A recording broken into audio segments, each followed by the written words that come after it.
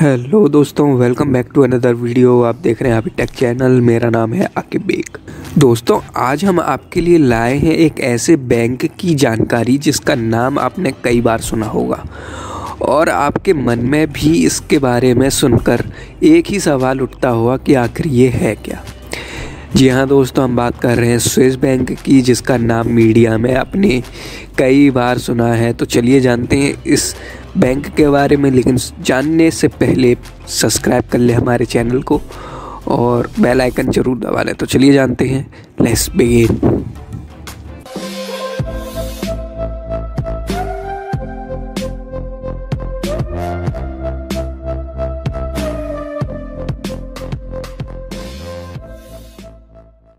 दोस्तों, Swiss bank भी हमारी उन बैंकों की जैसी ही है जिसमें आपका या हमारा अकाउंट है।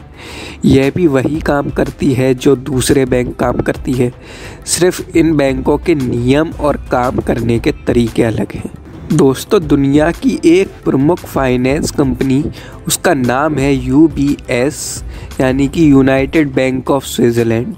ये यूं कहें कि पूरे विश्व में ये कंपनी स्विस बैंक के नाम से जानी जाती है। यह कंपनी विश्व में किसी भी व्यक्तिगत संपत्ति को संभालने के लिए सबसे बड़ी कंपनी है। दोस्तों, इस बैंक में विश्व के वो सभी राजनेता जो भ्रष्ट हैं, टैक्स चोरी करते हैं या अपनी संपत्ति छुपाना चाहते हैं, उन सभी का अकाउंट है। ये लोग अपना काला धन यानी कि सरकार की नज़र से बचाया गया पैसा इन अकाउंट में जमा कराते हैं।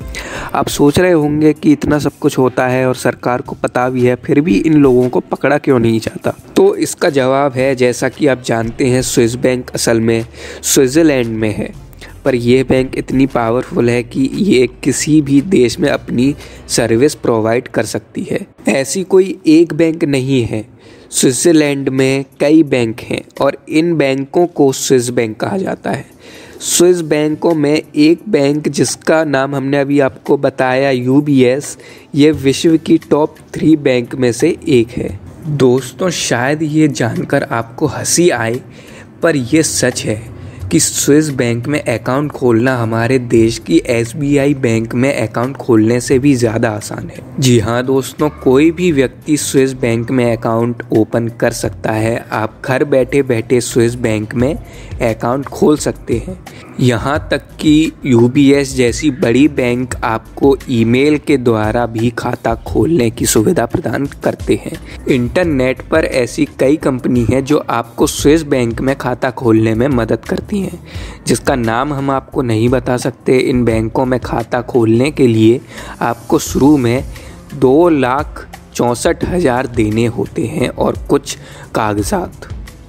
तो जान लेते हैं कि आपको कागजात में क्या क्या चाहिए। तो सबसे पहले तो आपको पासपोर्ट कॉपी चाहिए। पासपोर्ट की कॉपी बहुत ज़रूरी है। और दूसरा डॉक्यूमेंट जो है वो चाहिए proof of your economic background, यानी कि आपके पास कितना पैसा है, आपके पास कितनी प्रॉपर्टी है, आपके पूर्वज क्या करते थे, ये सारी जानकारी देनी पड़ती है।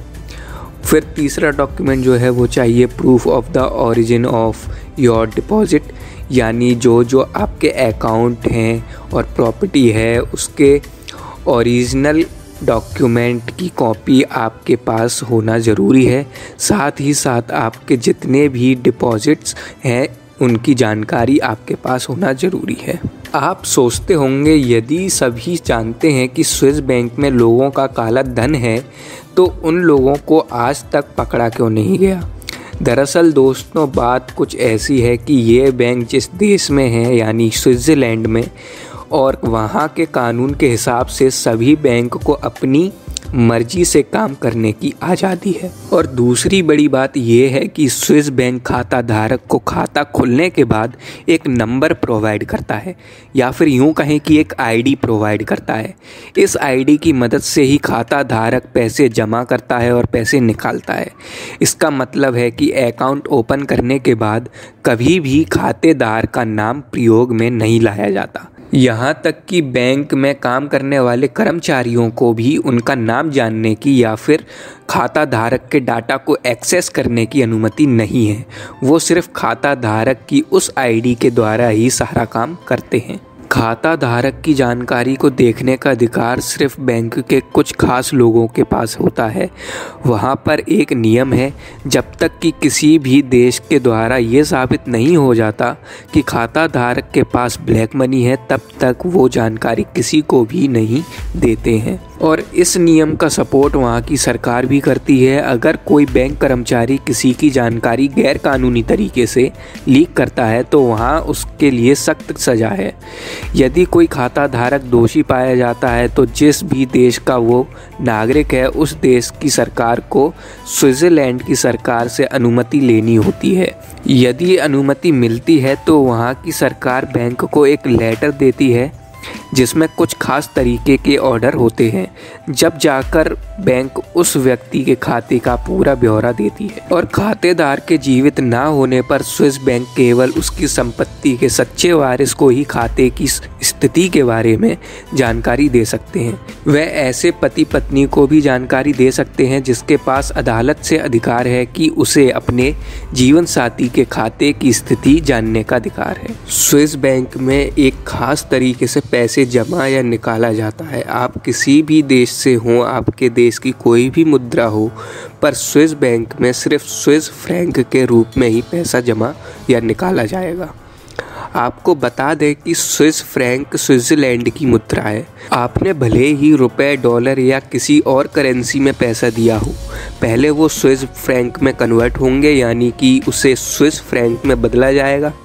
आपके खाते में उतने ही स्विस फ्रैंक जमा होंगे जितने आपके दिए गए पैसों के हिसाब से बनेंगे। ये स्विस फ्रैंक की कीमत के ऊपर निर्धारित करता है। स्विट्ज़रलैंड में टैक्स चोरी कोई अपराध नहीं है। यही कारण है कि लोग अपना सारा पैसा स्विस बैंक में जमा करा देते हैं और निश्चिंत हो जाते हैं, क्योंकि स्विस बैंक खाते में संबंधित कोई जानकारी खाते धारक को लिखित में नहीं देती है। यानी किसी का खाता स्विस बैंक में है भी या नहीं, ये भी आप पता नहीं कर सकते हो। अब जब आप यही पता नहीं कर सकते हो कि किसका खाता स्विस बैंक में है, तो आप स्विस बैंक से जाकर जानकारी किस बिना पर ले सकते हैं।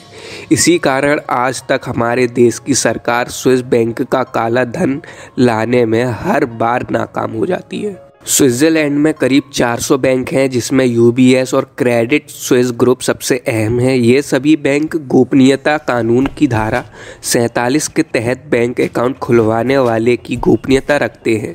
इसीलिए काला धन रखने वाले यहाँ अकाउंट खुलवाना पसंद करते हैं। इसमें सबसे अहम है बैंक का सिलेक्शन करना। जिन्हें अपनी प्राइवेसी बरकरार रखनी होती है, वह ऐसे स्विस बैंक का चुनाव करते हैं जिसकी ब्रांच उनके अपने देश में ना हो, क्योंकि अगर ब्रांच स्विट्ज़रलैंड से बाहर होगी तो वहाँ पर उसी देश के नियम कायदे चलेंगे। तो दोस्तों, आपको ये वीडियो कैसी लगी? अगर आपको ये वीडियो पसंद आई हो तो यार लाइक ज़रूर करें, और अगर कोई सवाल हो, कोई सजेशन देना हो हमें, तो नीचे कमेंट सेक्शन में कमेंट कर दें। और अगर अभी तक आपने हमारे चैनल को सब्सक्राइब नहीं करा है तो सब्सक्राइब ज़रूर कर लें, और उसके बगल में जो बेल आइकन है उस बेल आइकन को भी दबा लें, ताकि हम कोई भी नई वीडियो डालें तो आपको उसका नोटिफिकेशन मिल जाए।